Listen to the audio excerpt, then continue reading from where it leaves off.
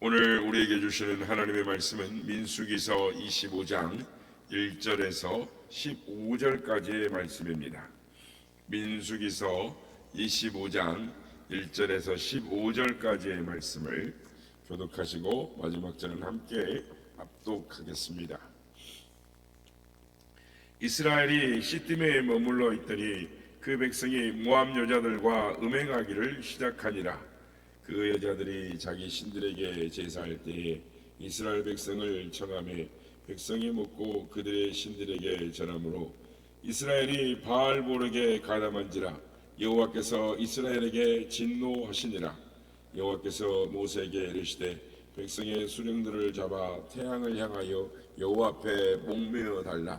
그러면 여호와의 진노가 이스라엘에게서 떠나리라. 모세가 이스라엘 재판관들에게 이르되 너희는 각각 바알보르에게 가담한 사람들을 죽이라 하니라. 이스라엘 자손의 온 회중이 회막문에서 올 때에 이스라엘 자손 한 사람이 모세와 온 회중의 눈앞에 미디안의 한 여인을 데리고 그의 형제에게로 온지라.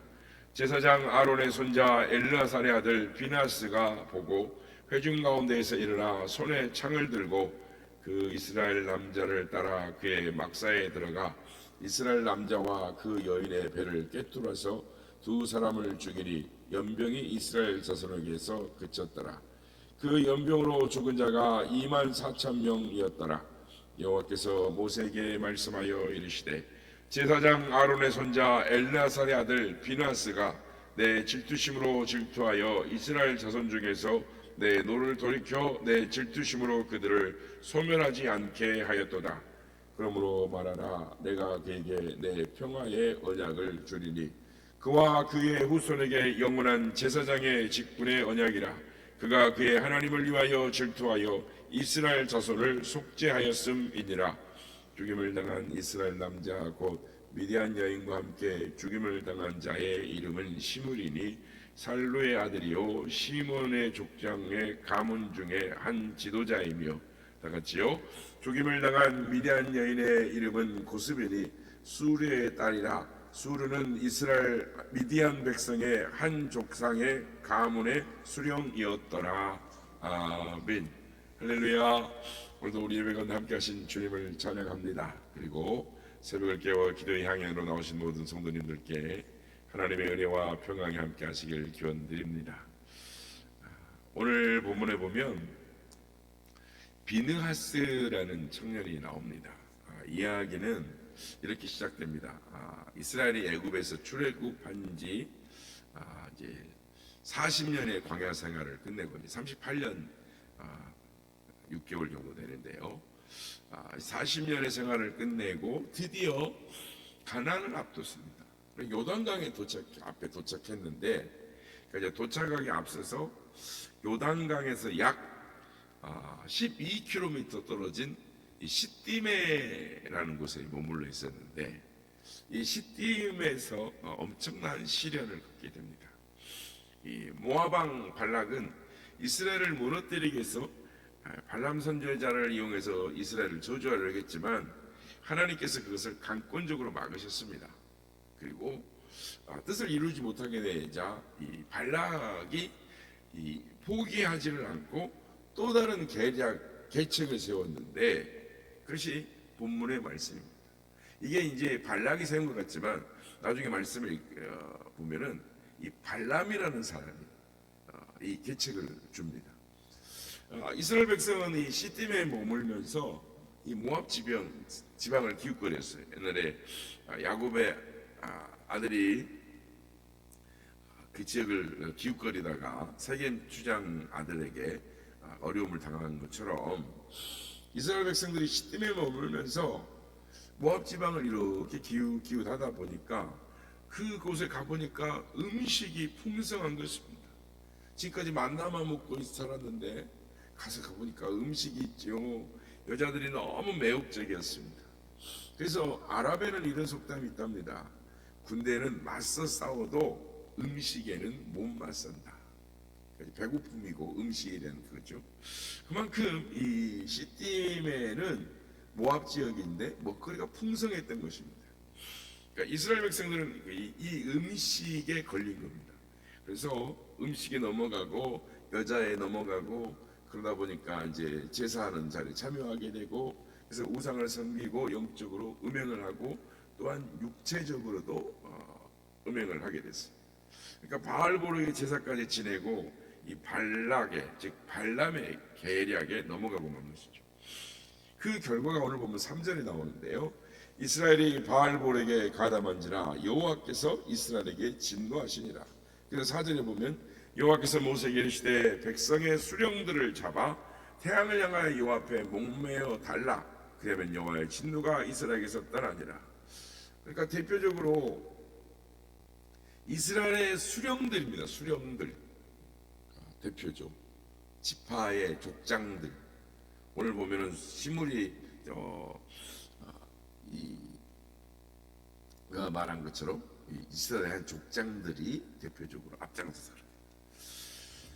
그러니까 9절에 보면은 그로 말미암아 그 연병이 퍼졌고 연병으로 죽은 자가 24,000명이었더라라고 말합니다. 하나님께서 무섭게 이렇게 심판하신 이유는 뭐냐면 육체적, 정신적, 영적으로 범죄했기 때문인 것입니다. 그러니까 이 연병을 그치게 한 사람이 비느하스였습니다. 그러니까 비느하스는 행음하는 시므레와 미디안 여인 고스비를 따라가서 그 가지고 있던 창으로, 즉 하나님의 분노와 질투심으로 그들을 창으로 찔러 죽였습니다. 그랬더니 연병이 그쳤습니다. 그래서 11절에 이렇게 말씀하는 것입니다.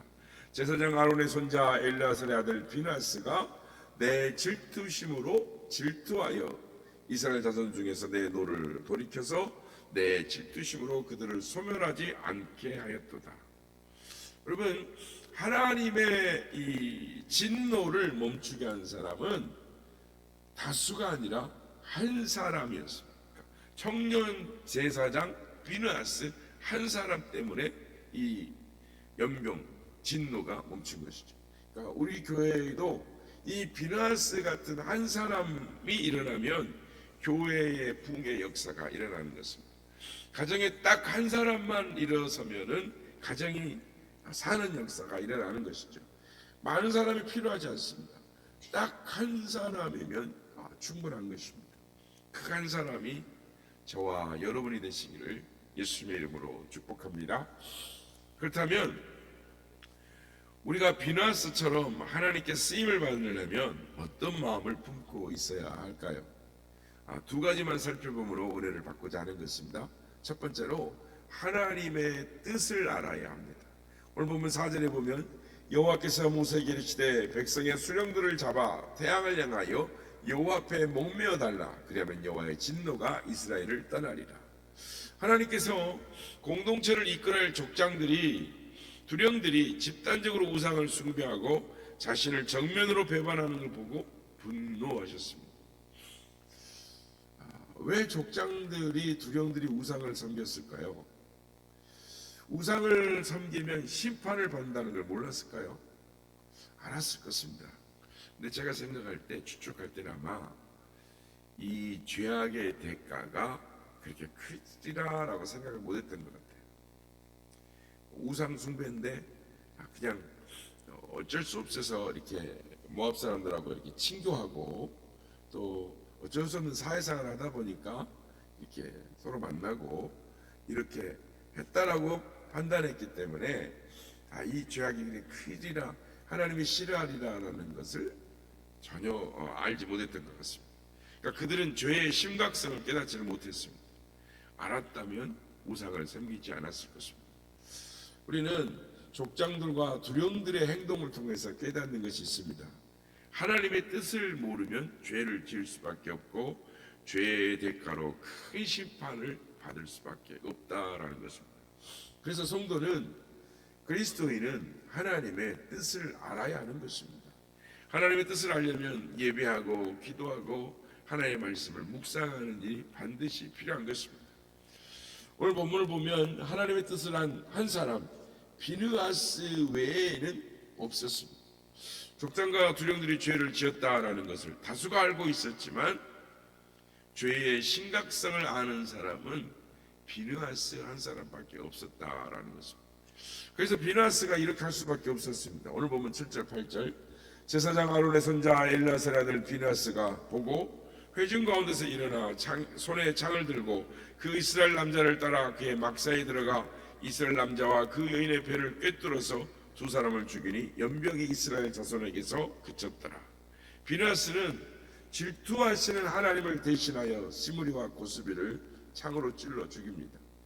비나스가 사람을 죽였지만 그건 하나님의 뜻이었다라는 거예요. 하나님이 얼마나 그 상황에 진노하신가를 그 한 사람 비나스밖에 느끼지 못했다라는, 알 수 못했다는 거예요. 그래서 비나스가 하나님의 뜻을 알고 하나님의 뜻이 실행되자 연병이 그쳤더라라고 말합니다. 그 연병으로 약 2만 4천 명이 죽었습니다. 그러니까 이 숫자는 광야 40년의 생활 중에 가장 큰 숫자, 하나님의 심판이었습니다. 그만큼 하나님의 진노가 크다라는 것이죠. 그런데 연병이 막 퍼져가다가 비나스가 나서지 않았으면 그 연병은 계속 퍼져서 이스라엘 전체를 다 연병으로 죽였을지도 모릅니다. 그런데 비나스가 하나님의 질투심으로 나섰더니 하나님 뜻을 행했더니 그것이 멈췄다. 그래서 멈추는 것도 은혜인 것입니다.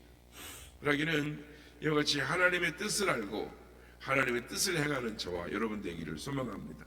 하나님의 뜻을 아는 한 사람이 이스라엘 백성을 살렸습니다. 한 사람이 가정을 살리고 한 사람이 교회 공동체를 살리고 한 사람이 민족을 살릴 수 있는 것입니다. 바라기는 우리 선한 이웃이 공동체를 살리는 그런 한 교회, 이 지역을 살리는 한 교회가 되기를 예수님의 이름으로 축복합니다. 두 번째는 하나님을 향한 열정이 있어야 한다라는 것입니다. 11절에 보면 제사장 아론의 손자 엘라살의 아들 비나스가 내 질투심으로 이스라엘 자손 중에서 내 노를 돌이켜서 내 질투심으로 그들을 소멸하지 않게 하였도다. 비나스는 제사장입니다. 그래서 제사장이 해야 할 일이 있고 하지 말아야 할 일이 있는데, 제사장은 먼저 해야 할 일은 하나님께 제사를 드리고 또 백성과 사이의 제사를 도와야 되는 것이죠. 근데 하지 말아야 될 것은 사람을 죽여서는 안 되는 것입니다. 그런데 제사장의 사명이 백성들이 제사를 잘 드릴 수 있도록 수종드는 역할이고 사람을 징치하고 징계하는 소임은 아닙니다.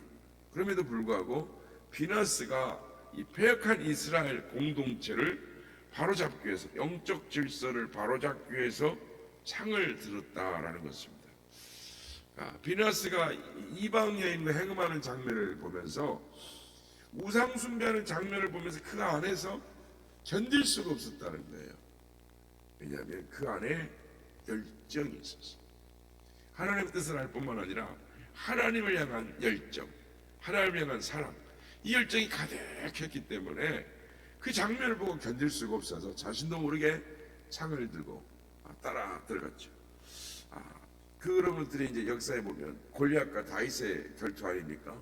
다들 하나님을 모욕하고 저주하고 이스라엘 백성을 무시하고 깔보는데 다들 두려워 떨 때 그 하나님을 향한 열정이, 제가 누구에게 하나님을 저주하고 이스라엘 백성들을 저주하는가, 그리고 나서서 골리앗을 쓰러뜨렸던 것입니다. 그렇습니다. 이스라엘 백성들을 향한 품었던 이 비나스의 분노, 이것을 거룩한 분노라고 합니다. 성경에 보면은 이런 거룩한 분노를 가지셨죠. 우리 주님께서 성전에서 돈을 바꾸고 비둘기와 양을 파는 상을 엎으시고 채찍으로 다 쫓아내시면서 분노하셨습니다. 의자를 둘러 엎으시면서 말씀하시기를 내 집은 만민이 기도하는 집이라야 일컬음을 받으리라 하였는데 너희가 강도의 구례를 만들었도다 하시면서 막 분노하시죠. 구약에도 보면 이 모세 같은 경우에도 히브리인들이 채찍질, 애굽 사람들이 채찍질 당하고 어려움을 당할 때 그 안에 분노를 폭발합니다. 이스라엘이 당하는 부당한 대우에 거룩한 분노를 품었던 모세, 하나님께서 그 사람을 통해서 세상을 변화시키는 것입니다. 그렇습니다.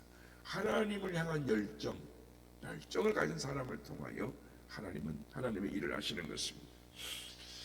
오래된 이야기인데요. 이 오바마가 대통령 취임식 때 이제 설교를 맡게 된, 하면 항상 이제 미국은 대통령이 취임을 하면 목사가 이제 설교를 하게 되는데, 서들백의 리고렌 목사님이 이제 설교를 하면서 이런 내용이었습니다. 교회라는 나무는 세 가지의 액체를 먹고 자랍니다. 곧 피와 땀과 눈물이 바로 그것입니다. 피와 땀과 눈물. 이 세 가지 이 액체의 공통점은 열정으로 이루어진다는 것입니다.